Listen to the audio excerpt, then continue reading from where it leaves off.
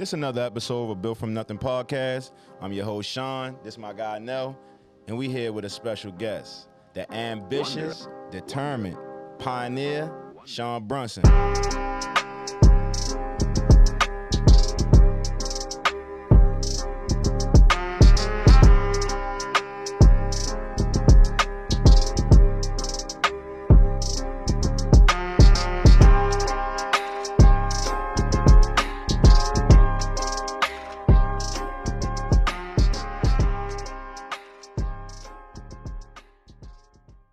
Appreciate the invite, Sean. Appreciate it. Now, what's good, bro? What's good, bro?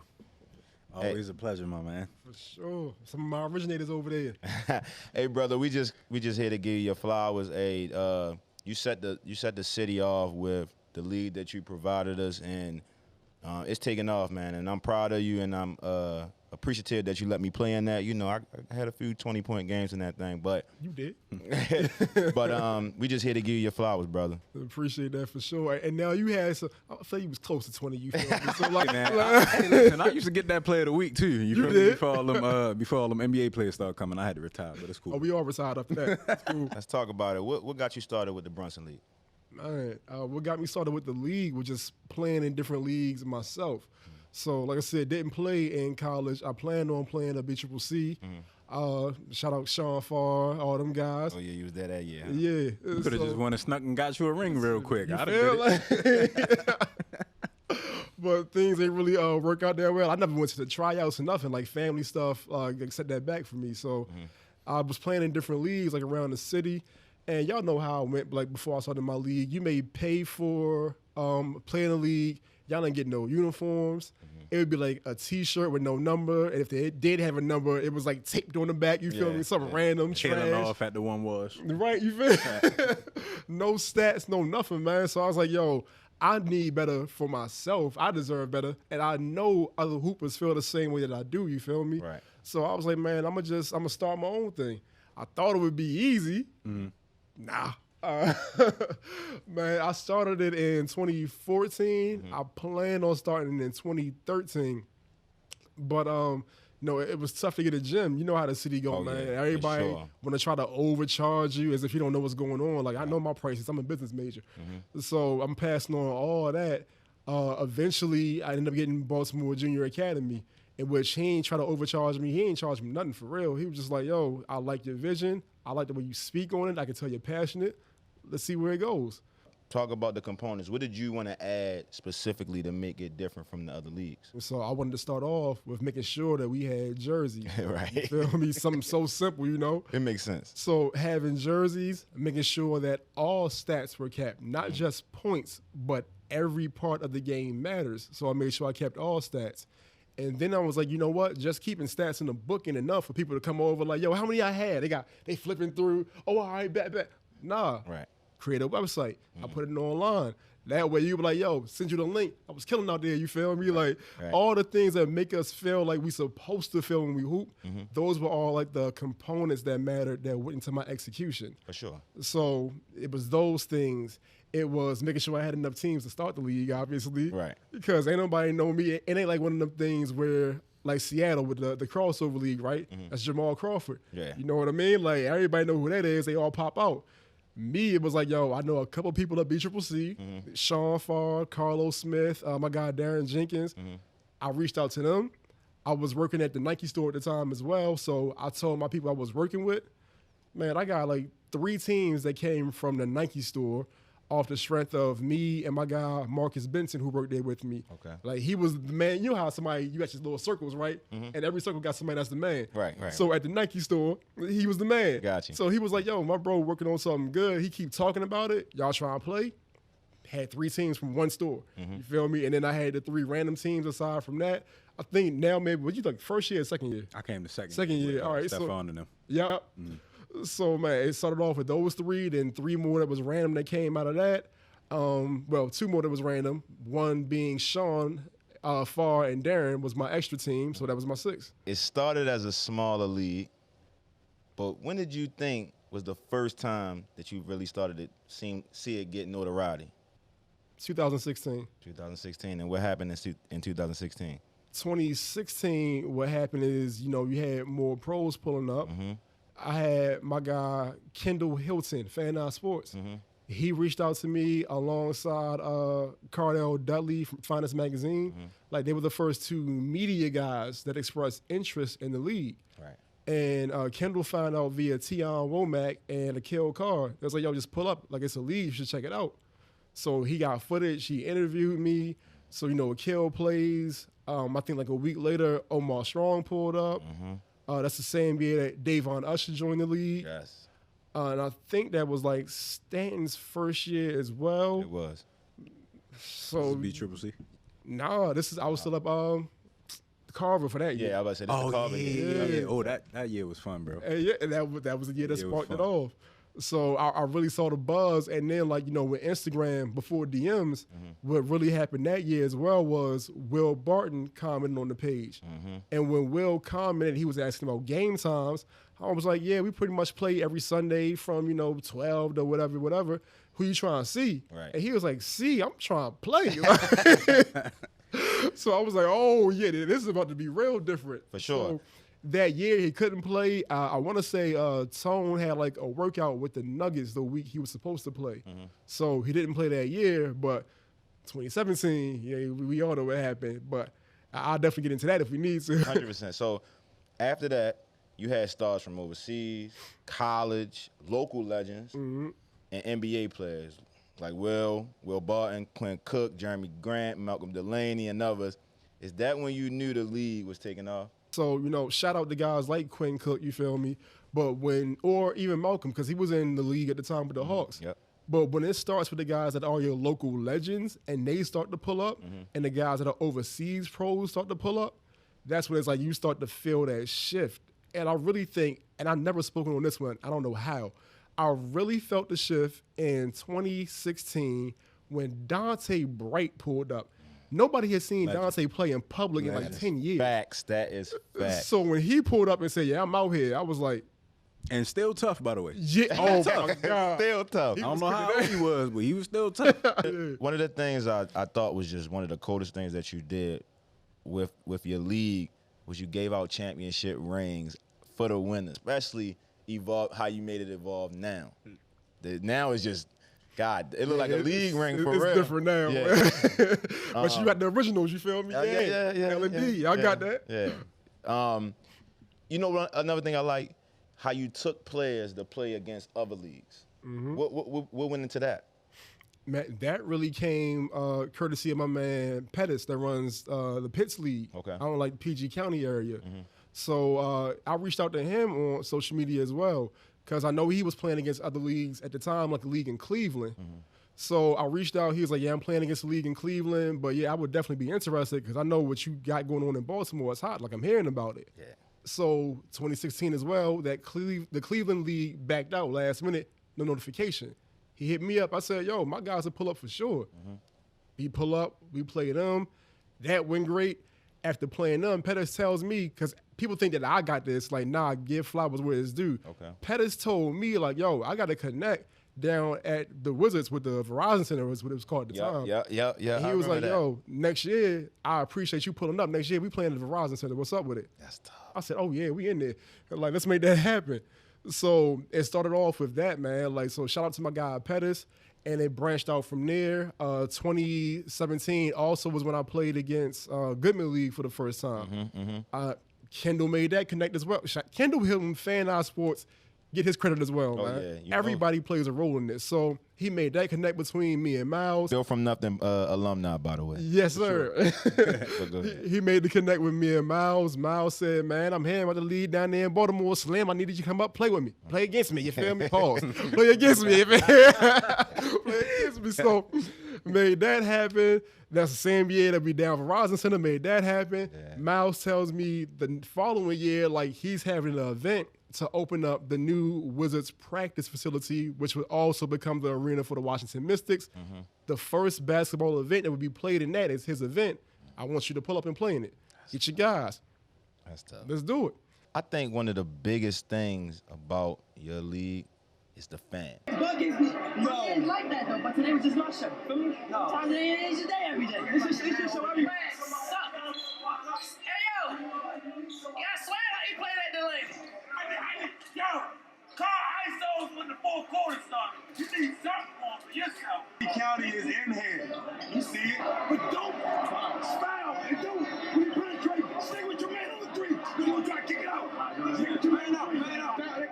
They not Dick Sporting Goods, they NBA. They not Dick Sporting Goods, they NBA.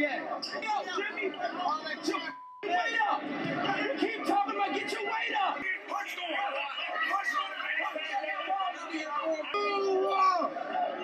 What was that?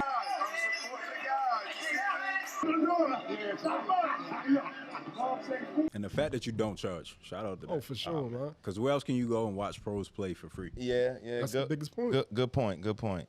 But the fans, man, that trash talking on the baseline. I think a lot of people stopped wanting to play because they was just getting tore up. You gotta have that heart, man. That heart Yeah, for man. sure.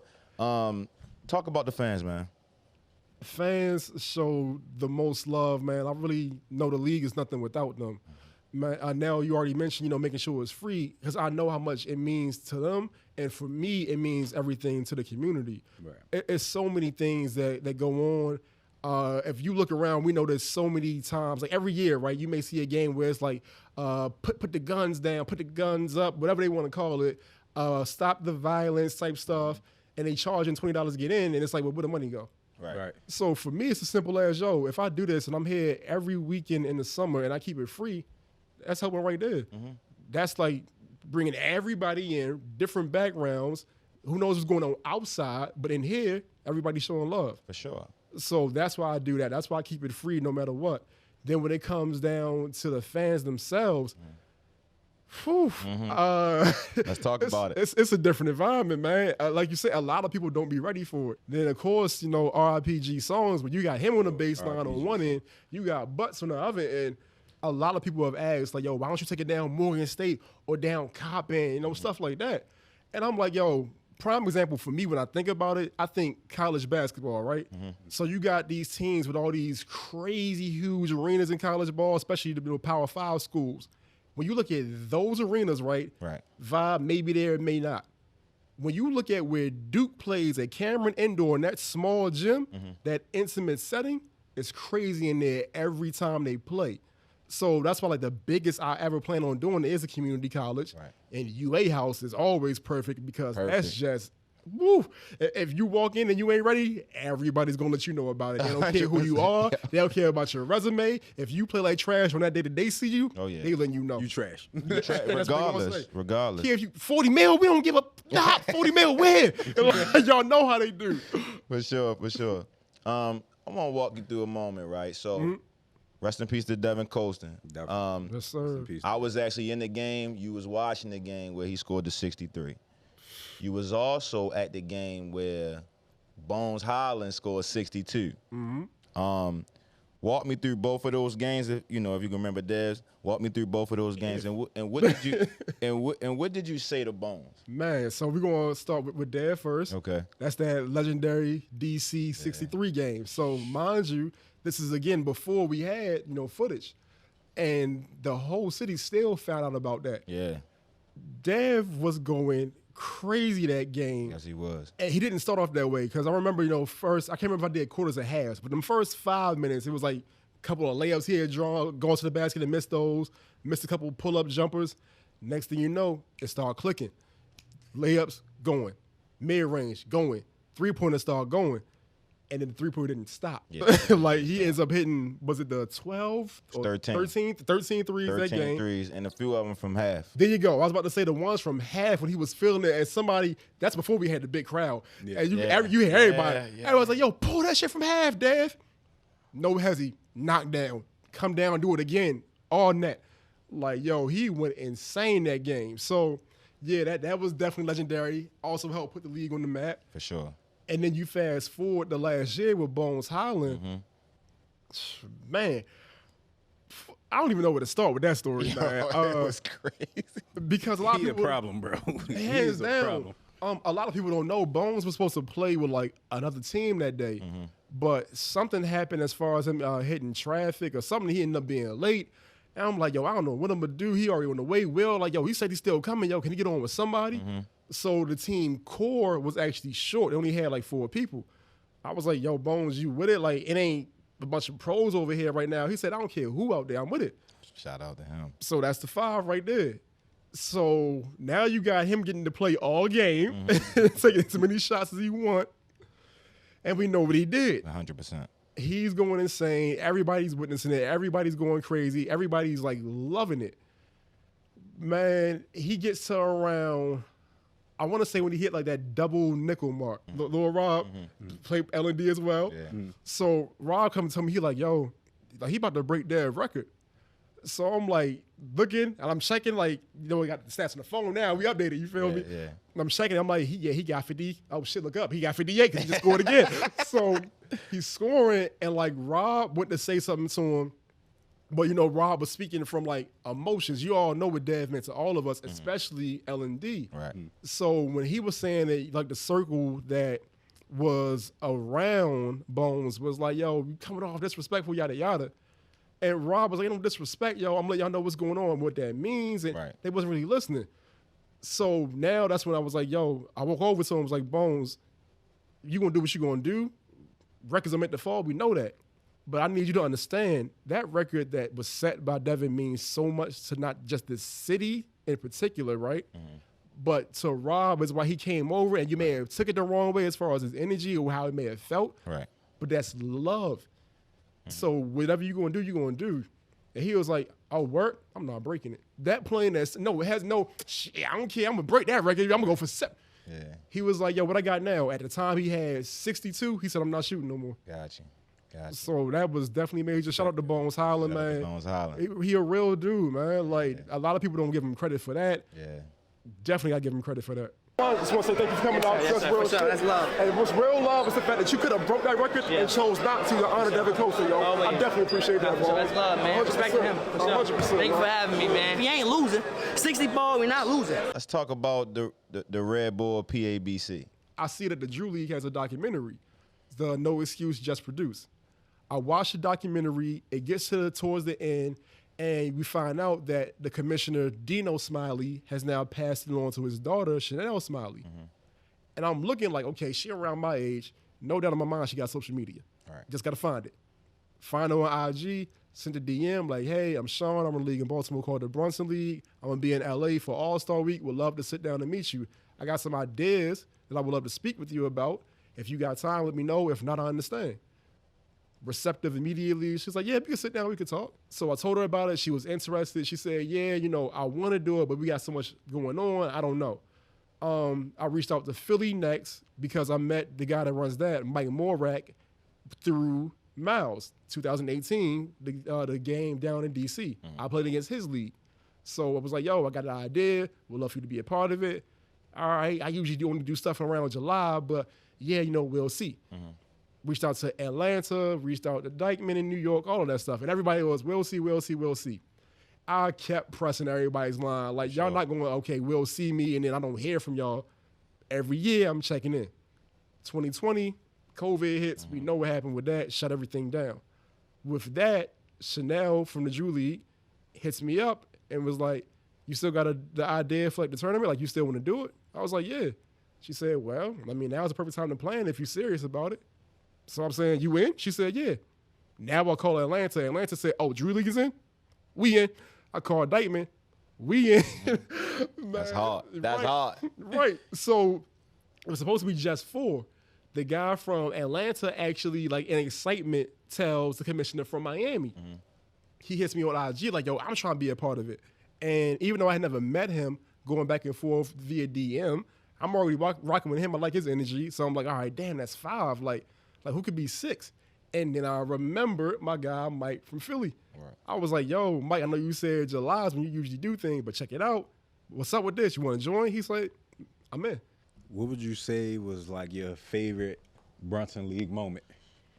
You can pick 3 if you want, because it was a lot. Yeah, that's tough. Pick top 3 Brunson League moments. Top 3. Matter of fact, I got to count Dev as 1, but we already discussed that, so I'm still follow up with 3 more. I would say Will Barton making his first appearance. For sure. That's 1. I would say 2017, that same year, when Will Barton and PTF played against, they called themselves Team Muhammad. So that was Will Barton and his squad. I think Will and Quinn Cook going against Omar Strong and the Kill Carr and Zeke. And that game was insane. Yeah, it was. To the point that it was the first time that to take the stats, I had to stand on a chair to be able to see. That's crazy. So that was a moment. And then I'll say, you know, it's so many, but I'll just say 2018. Championship game between PTF and FOE. That was so insane. It was so packed to the point that PTF and FOE did not have a bench. Yeah. They were on the floor because everybody had already taken up the spots. Ain't nobody trying to move. And it easily could have been Malcolm worth millions, Will worth millions, all this. It could have been, yeah, we ain't doing it then. And we ain't got no bench. No. Right. I was like, man, throw it up. We ready to play. For sure. Who's somebody that you want to see in the league that ain't played yet? Real quick. It's a good one still. I can't even name one person. All right, run me off a quick 3, like real quick. I would still say, because we know he get buckets, still Melo. Yeah. He was supposed to play 2017 as well. Yeah. So I would say Melo. And then I'm not even going to say one name. I'm just going to speak for the future. I want to make sure because, like, we all getting older, you feel me? Retired. Niggas don't know. I used to play in my league. For those that don't know, you feel me? I was there. Yeah, you feel me? We all getting older, man. Like, I want to see all the new young talent keep it going. Yeah. So I don't care. It's everybody from Ace. Justin Lewis. Man. Oh, my God. That threw me off just now. Justin Lewis. I want to see... Anthony Walker from Miami that just transferred to Indiana. Jerace Walker is about to be a top 10 pick, or at least he should be. Cam Whitmore is supposed to be a top 10 pick. Tough. Man, Bryce Lindsey. Man, everybody, I don't care if you are projected to be a top 10 pick, if your future looks like it's going to be overseas, whatever it is, man, come together, we keep it going. That's what I want to see. And last question, who's somebody you would like to see on Built From Nothing and tell a story? Y'all had Dre Cook yet? Get them for us. I'll say Dre. All right, bet. Dre got a story to tell. And everybody say his name, too. He got a story to tell, man. Home. That's a good thing, though. Yeah, most definitely. Hey, man, we appreciate you. The league, it's bar none to your vision. Appreciate y'all having me on here, man, for sure. That's another episode of Built From Nothing. We get up with y'all later.